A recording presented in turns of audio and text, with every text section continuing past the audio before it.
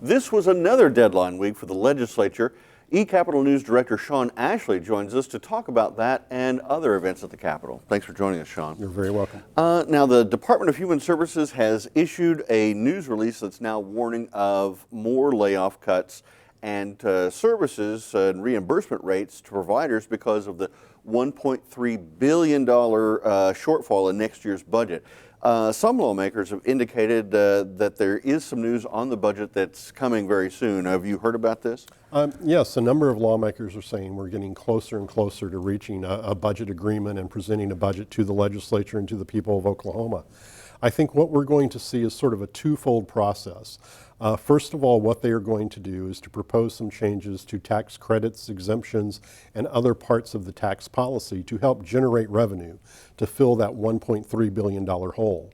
And then the second part of that will be the spending plan itself, exactly who gets how much money and exactly who gets how much cuts. But keep in mind that creates sort of like a Jenga game, if you will, because you have all of those parts designed to raise revenue, and if any one of them is not acceptable to the legislature and you pull that out, or another part is unacceptable, perhaps you pull out so many parts that it falls down and then your spending plan doesn't work.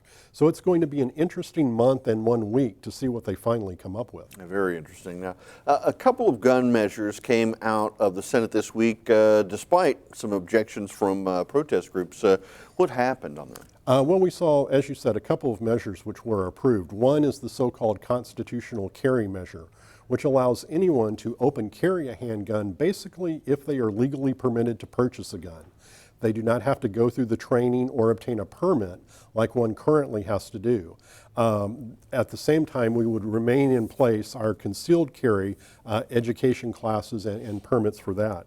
Another measure would go to the ballot and would allow Oklahomans to vote on a provision very much like the U.S. constitutional provision related to the bearing of arms. It would essentially establish a higher standard by which regulations would have to meet in order to be considered constitutional in the state of Oklahoma.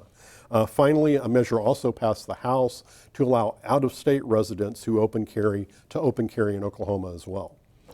Now, there was also a controversial bill to change the way that Oklahoma's judges are selected. Right now, they are selected, recommended by the Judicial Nominating Commission. 3 names are sent to the governor to be possible judges, and she picks one of those individuals and appoints them.